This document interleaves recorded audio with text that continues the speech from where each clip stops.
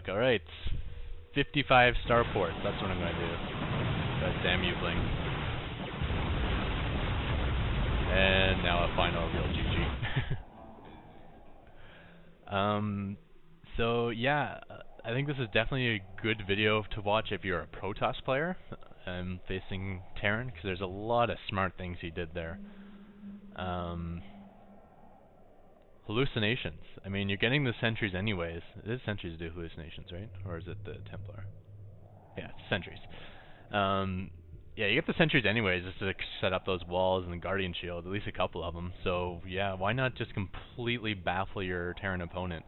Like throw up a Void Ray or throw up a Colossus when you're going for Templar, or the other way around, throw up Templar when you're going for other stuff.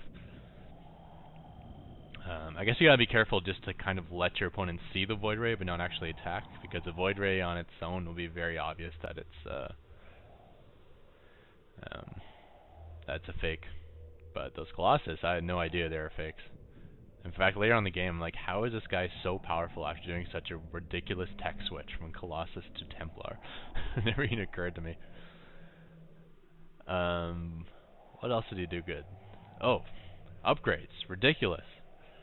Yeah, I mean, by mid-game, there's no reason to be chrono boosting anything except for your forges. So get multiple forges. You can even get 3, since there's 3 upgrades, depending on how rich you are.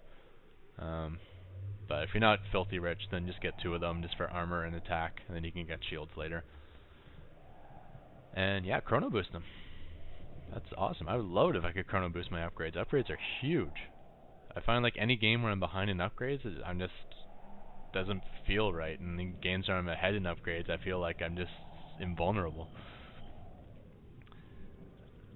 Yeah, then these use of Templar, crazy. I mean, yeah, throwing down awesome storms, and then after that you throw some feedbacks on the medics, and then, you know, when you're completely dry, build these Archons, because they do bonus damage to bio. And even the regular damage of 34 is pretty ridiculous, and they're really tough units. 350 shields and 10 hit points. And in Starcraft 1, that was a bad thing to have so much shields, because, oh, 1 EMP and they're dead. But now I think it's almost a good thing, because anytime an Archon survives a battle, you basically have like a 400 hit point unit that gets automatically healed to full.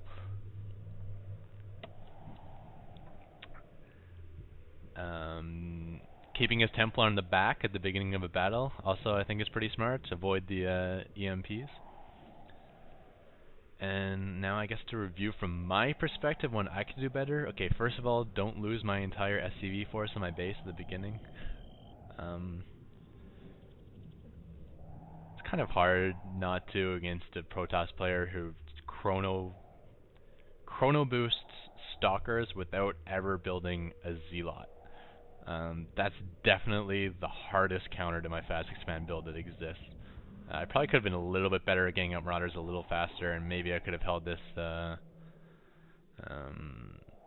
supply depot alive a little bit longer, bought a little more time. But I also think attacking with my SCVs alone up here was not smart. I probably should just kind of run them in the back and wait for my Marauder reinforcement and then attack together.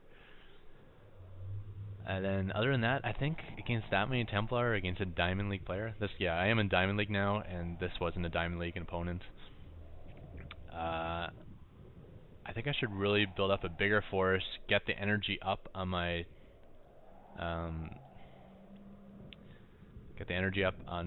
Ghosts and research Cloak. And then when I go in for my one big attack, I need to really cloak the Ghost, get in there, and drop down like the best EMPs I can possibly get. Like, I gotta nail all those Templar. And I know, just from basic micro reasonings, Protoss is typically going to keep their Templar in a separate control group, like 2. Just so when they go like 1A to attack, and then they can press 2 and start throwing down storms. And the fact that they're in one control group probably means he's moving them around together, which probably means they're just fodder for the one big EMP. I mean, maybe when he's setting up stationary defense, he'll spread them out a bit, but I think in a lot of cases you're going to find the High Templar clustered together. So if you can cloak and get in there and drop down some nice EMPs, it would make all the world of difference. And man, his upgrades are so fast. I can't believe he was like 3-2 when I was only 2-1. always ahead in upgrades. Anyways, at least these mules survived the battle, and 20 seconds later will die, but they survived the battle anyways. So yeah, I usually don't put up replays of my losses, but I just found this guy so good that I had to show it. There's so many things he did, and so many things that you need to be ready for to face at a high level, or even at a lower level. I mean, certain Protoss players, I'm sure, will at least use certain aspects of this in their game. They may not be able to do everything as well, but yeah, these are things you gotta plan for. And yeah, I gotta face it a few more times before I really know how I'm going to counter it.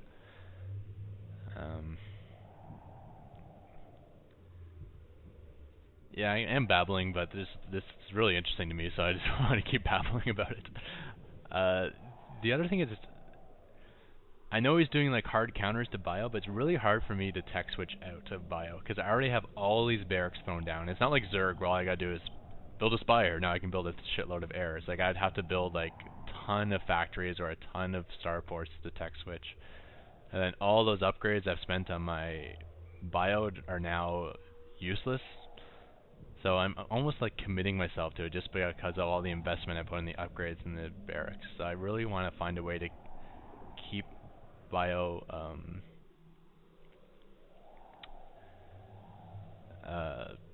to keep from having to tech switch out of it. I don't want to have to leave my strategy just because someone is countering it well. I want to be able to adjust my strategy to his counter. I mean, maybe it would make sense for me to completely split up my fleet and start dropping all different places. Yeah, I'll never win a big battle, but at least I'll keep his Templar at bay. I don't know. Just different things I need to think about. And yeah, I like games where I learn. I mean, yeah, if I get just like hard rushed by someone and die to a 6 pool or something, I don't learn from that. This game I'm definitely learning from. And this is definitely one of those games I like to watch the replay for a few times in a row. And I've definitely babbled a lot here, so I'm going to end this replay here. And thanks everyone, and more videos to come. I just append this to the end of the video. This is actually about a couple matches later, and I tried to institute my idea about cloaked ghosts. As you can see, he's on 2 bases right now, and I scan and see that he's not defending his expansion here. So rather than just running my ghosts in first, what I do is I pile my force in here and then pull my ghosts back to the ramp where I assume his forces are going to be coming from. Now you'll want at least 120 energy on these ghosts, just because they need the energy for cloak, the drain of cloak, and then to EMP.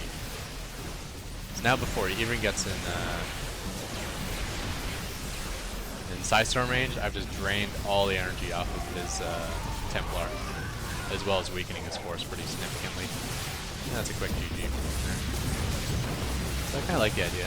Had I scouted his army here, I would have led with my cloaked ghost, and then got those nice EMPs down, then continue doing with my force.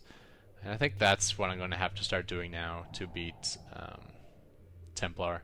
I really got cloak, get in there, find the Templar, and nuke them. Well, not literally nuke them, but EMP them.